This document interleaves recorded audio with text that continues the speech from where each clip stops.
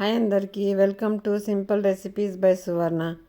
ఈరోజు మళ్ళీ కేక్తో వచ్చానండి. నేను ఈరోజు రవ్వతో చేసుకుందాం కేక్. ఇది 2 వెరైటీలు చూపిస్తానండి.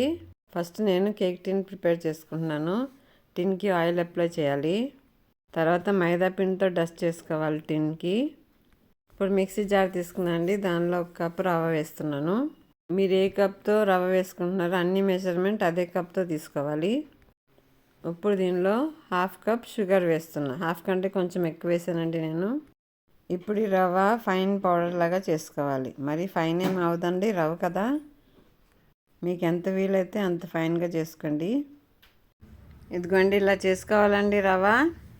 ఇప్పుడు ఈ గ్రైండ్ చేసిన మిక్స్చర్ని ఒక బౌల్లో వేసుకుందాం. చాలా ఈజీగా ప్రిపేర్ చేసుకోవచ్చండి కేక్. ఇప్పుడు ఈ బౌల్లో 1/2 కప్ పెరుగు వేసుకుంటున్నాను. పెరుగు మట్టుకి రూమ్ టెంపరేచర్ పెరుగు తీసుకోవాలి, ఇంకా పుల్లటి పెరుగు తీసుకోవద్దండి. ఇప్పుడు దీన్ని మిక్స్ చేసుకోవాలి.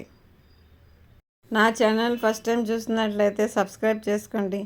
ఆల్రెడీ సబ్స్క్రైబ్ చేసుకున్న వాళ్ళు లైక్ చేయండి, షేర్ చేయండి, ఇంకా కామెంట్ చేయండి. ఇప్పుడు దీనిలో 2 టేబుల్ స్పూన్ మైదాపిండి వేసుకుంటున్నాను. మీరు మైదాపిండి అన్న వేసుకోవచ్చు, మిల్క్ పౌడర్ అన్న వేసుకోవచ్చు. మిల్క్ పౌడర్ ఇంకా మైదాపిండి వేస్తే టేస్ట్ బాగుంటుందండి కేక్ది. ఇప్పుడు ఈ మిక్స్చర్కి రెస్ట్ ఇవ్వాలండి. నేను 20 మినిట్స్ రెస్ట్ ఇచ్చాను. ఆ క్లిప్ మిస్ అయింది. పిండికి రెస్ట్ ఇచ్చినాక దీనిలో బేకింగ్ పౌడర్ వేసుకోవాలి.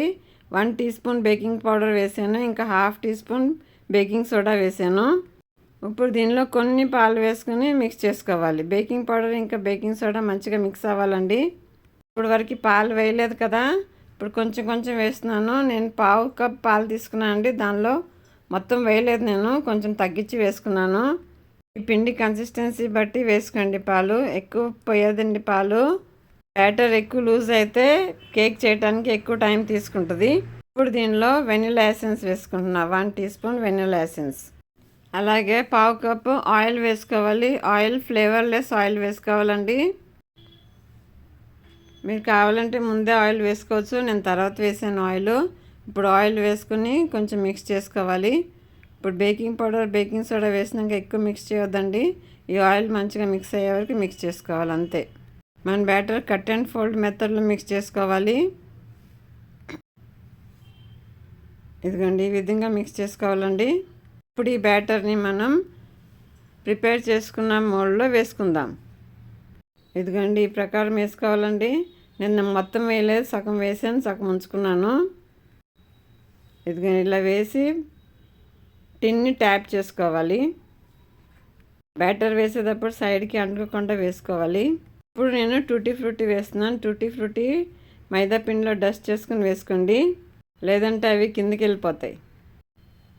ఇప్పుడు ఈ టిన్ని మనం ప్రీహీట్ చేసుకున్న కుక్కర్లో పెట్టుకుందాం. నేను ముందే కుక్కర్ని ప్రీహీట్ చేసుకున్నాను అండి. 10 మినిట్స్ లో ఫ్లేమ్లో వేడి చేసుకోవాలి కుక్కర్ని. ఇదిగోండి, దీనిలో ఇలా పెట్టాలి. కుక్కర్ లోపల ఒక చిన్న గిన్నె ఏదన్నా పెట్టుకుని మూత పెట్టుకోవాలండి. మూతకి గ్యాస్ కట్ ఇంకా విజిల్ పెట్టొద్దు. ఇప్పుడు కేక్ ఉడుకుతూ ఉంటుంది. ఇప్పుడు నేను మిగిలించుకున్నాను కదా బ్యాటర్, దానిలో కొంచెం కోకో పౌడర్ వేసాను. 1 టేబుల్ స్పూన్ కోకో పౌడర్ వేసాను. కోకో పౌడర్ వేసుకొని మిక్స్ చేసుకోవాలండి. మిక్స్ చేసుకుని దీనిలో కూడా టూటీ ఫ్రూటీ వేసుకున్నాను. మీరు కావాలంటే డ్రై ఫ్రూట్స్ కూడా వేసుకోవచ్చు. వీటిని కూడా వేరే కడాయిలో బేక్ చేస్తాను. ఇదిగోండి, ఈ టిన్ని ఇప్పుడు నేను బేకింగ్కి పెడతాను. ఇదిగోండి, మన కేక్ రెడీ అయిపోయిందండి.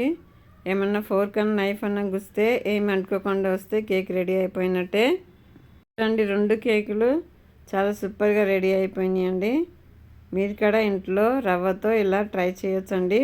చాలా ఈజీ ప్రాసెస్ అండి ఇది. ఏమి ఎక్స్ట్రా పని చేయాల్సిన అవసరం లేదు. ముందు కూడా నేను రవ్వతో కేక్ ప్రిపేర్ చేశానండి. అది మిక్సీ జార్లోనే చేశాను. చాలా టేస్టీగా ఉంటుంది. కేక్ నచ్చినాయా మీకు? నచ్చితే లైక్ చేయండి, షేర్ చేయండి, కామెంట్ చేయండి. Thank you for watching. ఈ కేక్ బేక్ అవటానికి నాకు 45 మినిట్స్ పట్టింది.